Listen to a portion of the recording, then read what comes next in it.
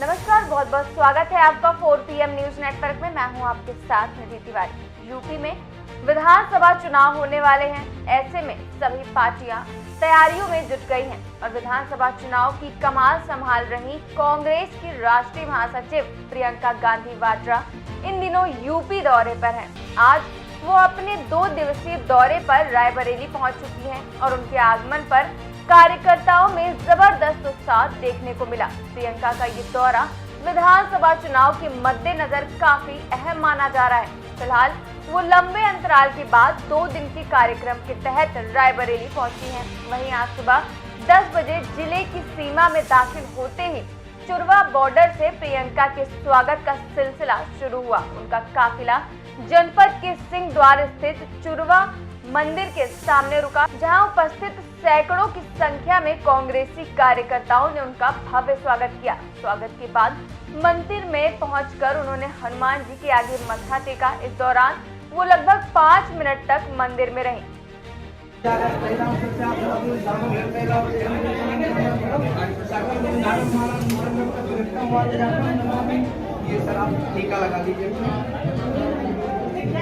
वहीं चुरवा मंदिर में स्वागत करने के लिए इकट्ठे हुए प्रदेश सचिव सुशील कुमार और कार्यकर्ता सुनील तिवारी के बीच नोकझोंक हो गई और नोकझोंक बढ़ती देख थाना अध्यक्ष राकेश सिंह ने दोनों के बीच पहुंचकर मामले को शांत कराया। हालांकि ब्लॉक अध्यक्ष अवधेश चौधरी ने बताया कि सुशील को स्वागत समारोह के लिए चुरवा पॉइंट दिया गया था और आयोजन की सारी व्यवस्थाएं भी वही संभाल रहे थे। वहीं 11:30 बजे प्रियंका गांधी बुए मऊ गेस्ट हाउस पहुंची, जहां पहले जिला कमेटी, इसके बाद नगर और अन्य कमेटी के पदाधिकारियों की बैठक में प्रदेश प्रभारी विधानसभा चुनाव की तैयारियों को थाह दी गई। माना जा रहा है कि इस बैठक में कतिपय अधिकारियों को चुनाव के मद्देनजर अतिरिक्त जिम्मेदारियां भी दी जा सकती हैं। चुनाव को लेकर आगामी दिनों में जनता के बीच जाने की योजना को भी अमली जामा पहनाया जाएगा। सोमवार की सुबह प्रियंका क्षेत्र के कुछ गांवों का भ्रमण भी कर सकती हैं।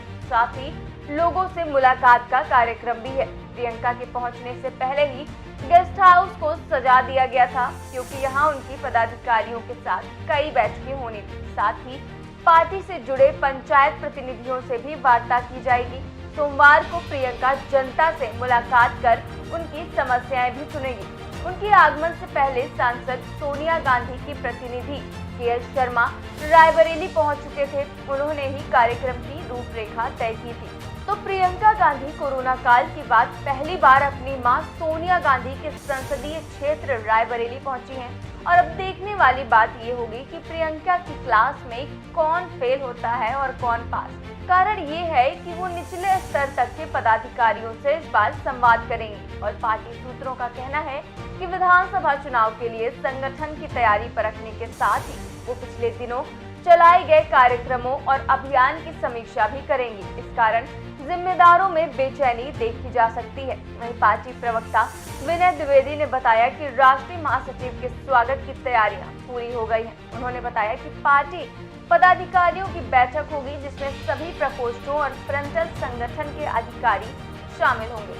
तो प्रियंका गांधी ने यूपी चुनाव की कमान पूरी तरह से अपने हाथों में संभाल ली है, जिसको लेकर गुरुवार को वो लखनऊ पहुंची और शुक्रवार से शुरू हुआ मंथन का दौर। इस मंथन में प्रियंका गांधी ने कांग्रेस कार्यालय पहुंचकर अलग अलग संगठनों की बैठक की और शुरुआत हुई सलाहकार समिति से। उसके बाद रणनीति समिति का नंबर आया। उसके बाद अलग अलग क्षेत्र के पदाधिकारियों से प्रियंका गांधी वाड्रा ने मुलाकात की।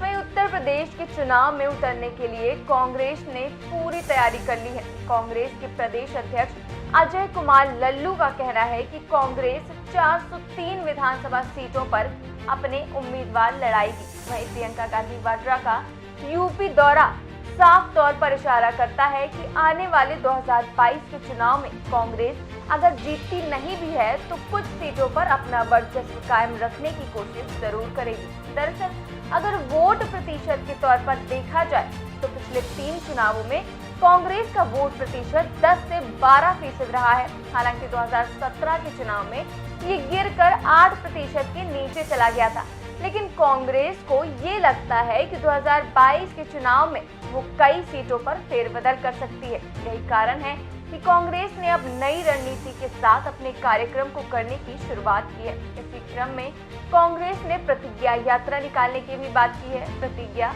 इस बात की कि जो वादा उन्होंने किया है वो निभाएंगे, ये कांग्रेस का दावा है। इसमें खुद महासचिव प्रियंका गांधी वाड्रा भी अलग अलग क्षेत्रों में शिरकत करेंगी और 20 सितंबर से 5 अक्टूबर तक ये यात्रा चलाई जाएगी। अब इसका असर कितना होगा वो तो भविष्य में ही पता चलेगा, लेकिन साफ बात तो ये है कि यूपी में सियासत अब जोरों पर है और इस सियासत के बीच प्रियंका गांधी का यूपी दौरा कहीं न कहीं एक बिखरे हुए कुनबे को जोड़ने की एक कवायद जरूर है। उत्तर प्रदेश में कांग्रेस विधानसभा चुनाव से पहले एक बड़ा दांव खेलने वाली है। सूत्रों का दावा है कि प्रियंका गांधी 3 दशक के सियासी सूखे को खत्म करने के लिए संगठन का पुनर्गठन करने वाली हैं। इसके लिए उन्होंने महाराष्ट्र मॉडल को यूपी में अपनाने का प्लान बनाया है। 8 महीने पहले महाराष्ट्र में कांग्रेस प्रदेश अध्यक्ष के अलावा 6 कार्यकारी अध्यक्ष बनाए गए थे।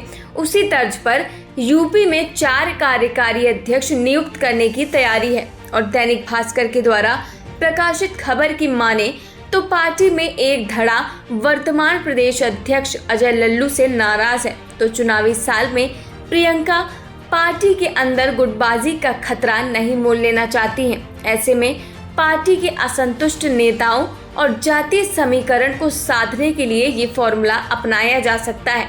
वहीं कांग्रेस प्रदेश की 403 विधानसभा सीटों पर जोर न देकर महज 100 सीटों पर जीतने के लिए पूरा जोर लगाएगी, ताकि वो गठबंधन के लिए अन्य पार्टियों की जरूरत बन सके। और 2017 में हुए विधानसभा चुनाव में कांग्रेस के 7 विधायक ही चुने गए थे। तो पार्टी में इस बार विधानसभा चुनाव में सम्मान की लड़ाई लड़ने जा रही है। इस बार दांव पर प्रियंका गांधी का चेहरा है, लिहाजा कांग्रेस हर कीमत पर बड़ी जीत चाहती है। पार्टी सूत्रों की माने तो इस बार प्रियंका गांधी यूपी का जो प्लान लेकर आई हैं, उसमें एक और अहम बात है। प्रियंका गांधी इस बार पूरे यूपी के बजाय 100 सीटों पर फोकस करेंगी और कांग्रेस का यूपी में किसी दल से गठबंधन नहीं हो पाता है तो फिर पार्टी अकेले ही दम पर चुनाव मैदान में उतरने की तैयारी कर रही है। पार्टी सूत्रों का दावा है कि प्रियंका गांधी वाड्रा पार्टी 100 सीटों के लिए ही जिताऊ उम्मीदवार तलाश रही है और सूत्रों की माने तो प्रियंका गांधी इन्हीं 100 सीटों पर सारा जोर लगाएंगी। ये इसलिए है कि कांग्रेस को अगर 80 से 100 सीटें मिल जाती हैं तो उसके बिना यूपी में सरकार नहीं बनेगी।